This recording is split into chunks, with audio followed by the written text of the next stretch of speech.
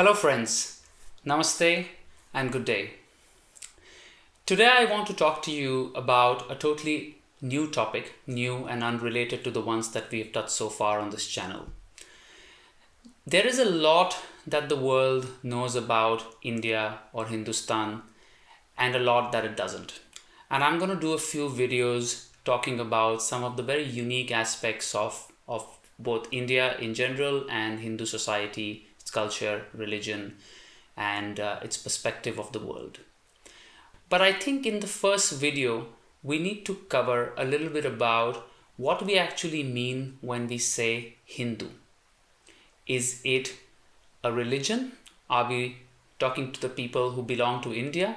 Are we talking about the people who believe in a certain god? What is a Hindu? So let's spend the next 10 to 15 minutes answering this fairly fundamental question.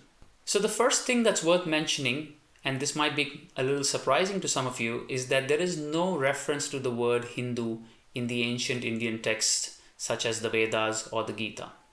The Vedas do refer to something called the Sapta Sindhu. The Sapta Sindhu, which literally would mean the 7 rivers, Sindhu being the most important river of ancient India, also known as Indus in English, which is now in Pakistan.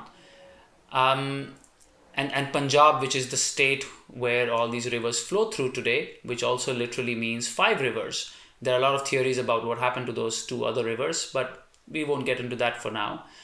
That does find reference in the Vedas, Sapta Sindhu, and in fact in the Zand Avesta, the Zoroastrian document, religious document from around 2,500 years ago, also refers to something called the Hapta Hindu, which is a corruption of the word Sapta Sindhu.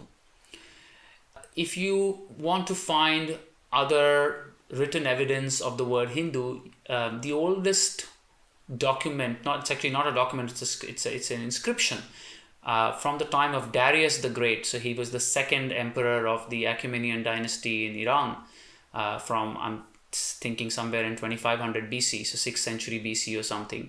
Not 2500 BC, 2500 years ago, so something like 6th century BC.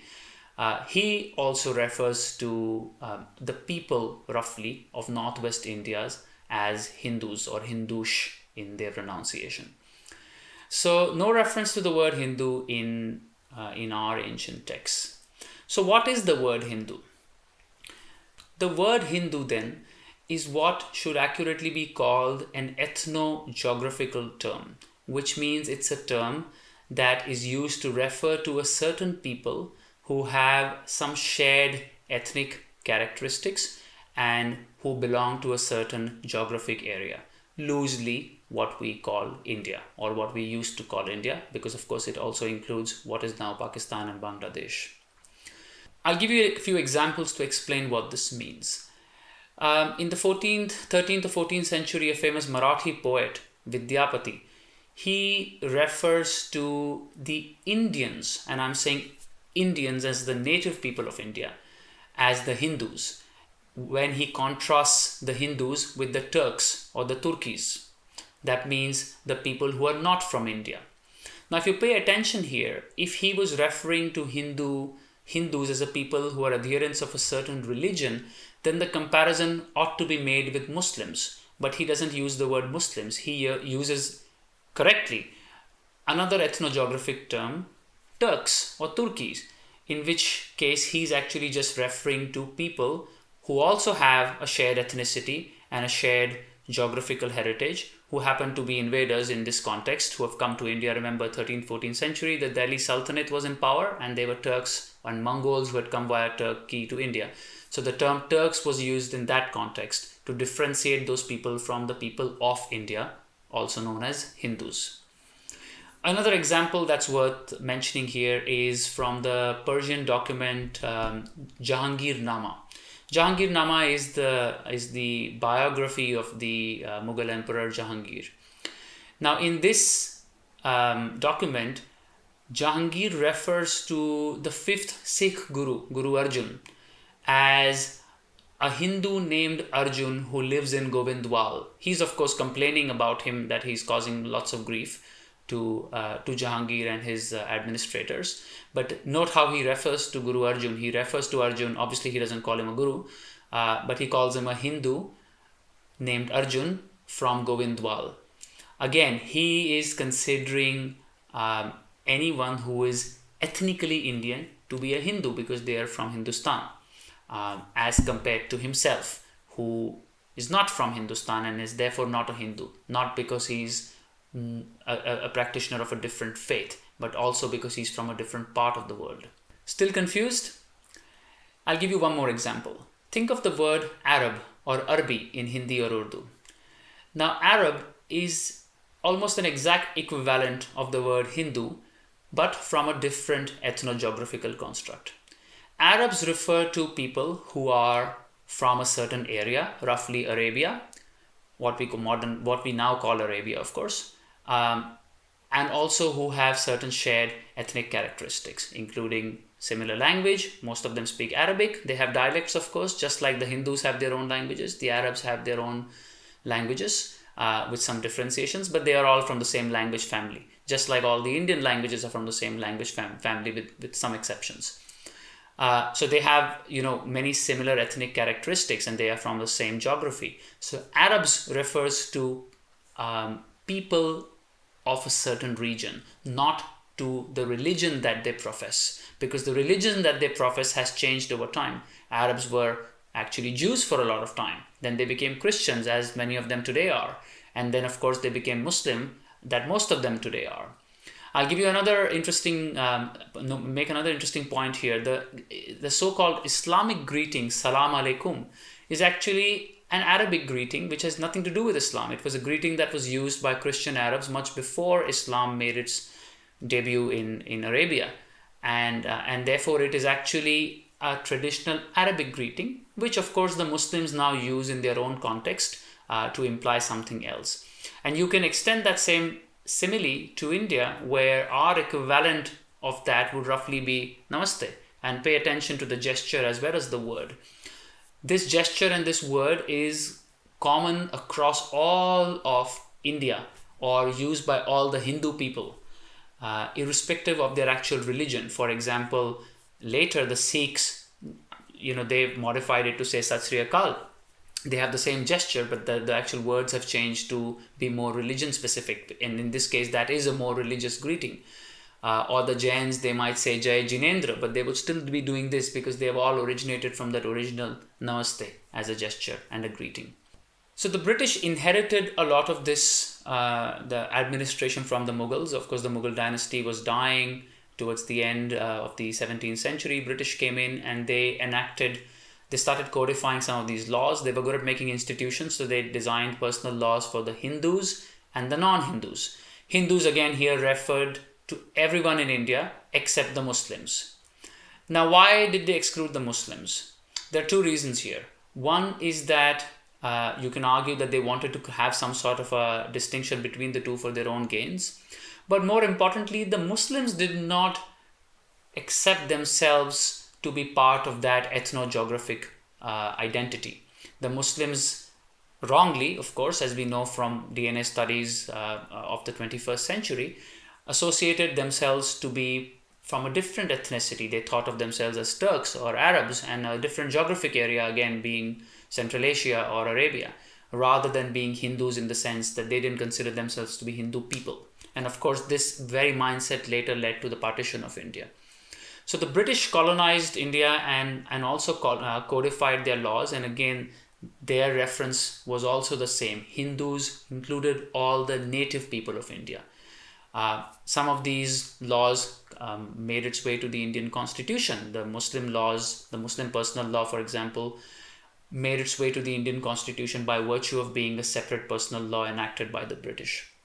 On the issue of the constitution, you might have heard this complaint that the Sikhs have, that that Sikhism is considered a part of Hinduism. Now, let me clarify this while I'm on the subject of the Indian Constitution and the word Hindus. The Indian Constitution, again, just builds on this 1,000-year-old tradition, at least, of using the word Hindu to refer to the Indic or the indigenous or the native people of India.